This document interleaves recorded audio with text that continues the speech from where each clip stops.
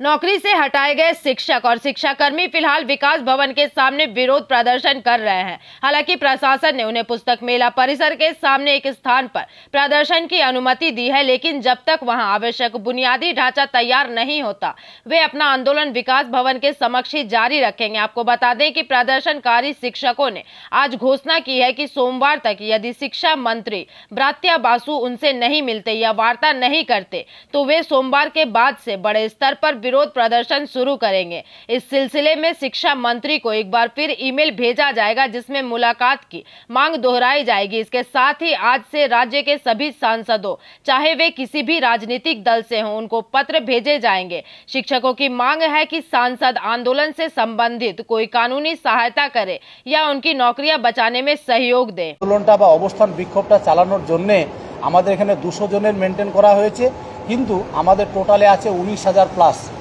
এই 19,000-এর মধ্যে যদি 200 জনকে নিই তাহলে 19,000-কে কীভাবে নেব, তার জন্য রোটেশনালি একটা ব্যবস্থা করব।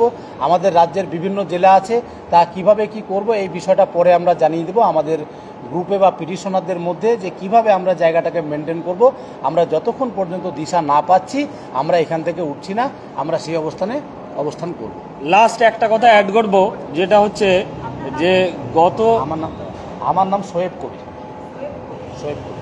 গত 22 এপ্রিল 2024-এর পর থেকে যখন হাইকোর্টে প্যানেলটা বাতিল হয়, তারপরে বিভিন্ন রকম কর্মসূচি আমরা নিয়েছি।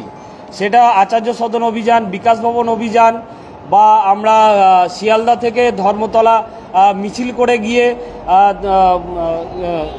রানী রাসমণি ওখানে অবস্থান করি, তারপরে ওয়াই চ্যানেলে। এই দীর্ঘ 1 বছরের প্রক্রিয়ার মধ্য দিয়ে, আন্দোলনের মধ্য দিয়ে কোথাও আপনারা দেখাতে পারবেন না যে আমরা সহিংস কোনো রকম কর্মসূচি পালন করেছি।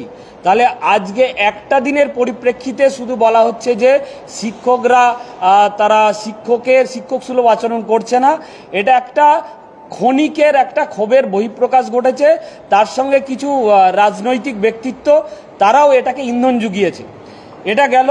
আর গতকালকে হাইকোর্টের অর্ডার একটা পরিষ্কার করে বলা হয়েছে যে যারা আন্দোলনকারী, যারা আমরা আন্দোলন করছি, অবস্থান বিক্ষোভ করছি, তাদের প্রতি সিম্প্যাথির দৃষ্টিতে দেখা হোক, এবং যারা আন্দোলনকারী তাদের একটা হিউম্যান ফেস হিসেবে দেখা হোক। আজকে যারা আমাদেরকে বিভিন্ন রকমভাবে রাজনৈতিক ব্যক্তি বা যারা পুলিশ প্রশাসনের পক্ষ থেকে একটা ব্যঙ্গ বিদ্রুপ করা হচ্ছে বা আমাদেরকে কালিমালিপ্ত করার মতন বক্তব্য করা হচ্ছে, হাইকোর্ট সেটাকে কিন্তু উড়িয়ে দিয়ে আমাদেরকে দিতে পারি কিনা সেটা নিয়েও আলোচনা করব। না, শাসকদেরও দেবো, আমরা তো বলছি। হ্যাঁ, শাসক বিরোধী প্রত্যেকে, যত এমপি আছে, একটাও যদি এমপি থেকে থাকে কোনো পার্টির, তাকেও আমরা চিঠি দেবো। দেখুন, আপনারা সকলেই জানেন আমাদের যে প্যানেলটা ক্যান্সেল হয়েছে সেখানে 17 দফার দুর্নীতি হয়েছে, সেটাকে আমরা অস্বীকার করি না। কিন্তু এর মাঝেও একটা বড় সত্যি কথা হচ্ছে, এই 17 দফার দুর্নীতির পরেও একটা বড় অংশ শিক্ষক শিক্ষিকা অর্থাৎ আমরা, যারা কিন্তু আমাদের নামে কোনো দুর্নীতি প্রমাণ হয়নি, আমরা যোগ্য। আপনারা এই রিসেন্টলি দেখলেন যে সুপ্রিম কোর্টে 2টো MA ফাইল হয়েছিল, একটা র্যাঙ্ক জাম্প দুর্নীতির একটা অংশ, আর একটা যারা OMR মিসম্যাচ, এরা কিন্তু পুনরায় কিছু দাবি নিয়ে সুপ্রিম কোর্টে MA ফাইল করেছিল, এবং এই রায়ে আমরা দেখেছি তারা কেউ স্কুল যেতে পারবে না, এবং আসন্ন যে পরীক্ষার কথা বাতাসে উঠছে সেই পরীক্ষাতেও বসতে পারবে না। অর্থাৎ এখান থেকে প্রকারান্তরে আবার প্রমাণিত হয়ে গেল যে আমরা কিন্তু যোগ্য। এই দাবিটা আমাদের বরাবরই ছিল, এই দাবিটা থাকছে। আমরা হাইকোর্টকে, সুপ্রিম কোর্টকে, ভারতীয় বিচার ব্যবস্থাকে সম্মান দিয়েই বলছি, আমরা যেহেতু যোগ্য, আমাদের আন্দোলন বরাবরই শান্তিপূর্ণ, অহিংস এবং শিক্ষক সুলভ ছিল, তাই আমরা হাইকোর্টের দাবি মেনে আপাতত এখান থেকে আন্দোলন তুলছি ঠিকই, কিন্তু এর মানে এটা নয় আমরা আন্দোলন স্থগিত করছি।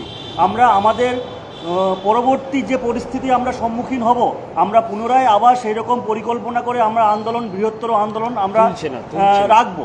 এটাই কিন্তু আমাদের কথা, স্থানান্তরিত করছি, আমরা আন্দোলন তুলছি না। আমাদের বিষয়গুলো প্রথমে বৃন্দাবন সাহেব বললেন, তারপরে হাবিব বলল, তারপরে আমাদের রাকেশ ভাই বলল। এখন বিষয়টা হচ্ছে আরও একটি কথা বাকি আছে, সবই বলা হয়ে গেছে।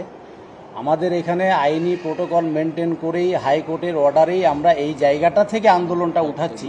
আলটিমেটলি আন্দোলনটা তুললাম না, এই জায়গাটা থেকে স্থানান্তরিত করলাম। স্থানান্তরিত করে বিকাশ ভবনের ওই পাশে নিয়ে গেলাম। সেক্ষেত্রে আমাদের বক্তব্য হচ্ছে 200 জনের যে প্রোটোকল মেনটেন করা হয়েছে সেইটা মেনটেন করেই, আইনকে সম্মান জানিয়েই আমরা আমাদের গণতান্ত্রিক যে লড়াই বা আন্দোলন বা মিছিল বা অবস্থান বিক্ষোভ এটা আমরা চালিয়ে যাব, সাথে তাদের প্রোটোকল মেনটেন করব। এর আগে আমরা শিক্ষামন্ত্রীকে মেল করেছিলাম, চিঠি দিয়ে জানিয়েছিলাম যে আমরা দেখা করতে চাই, আমরা আলোচনায় বসতে চাই। তারপরে আমরা হার্ড কপি দিয়েছিলাম লিখিত, সেটা রিসিভ কপিও আছে। তারপরেও আমরা এখনো রেসপন্স পাইনি। আমরা এখনো আশা করছি, আমরা আশাবাদী। Bureau report, PVTV news.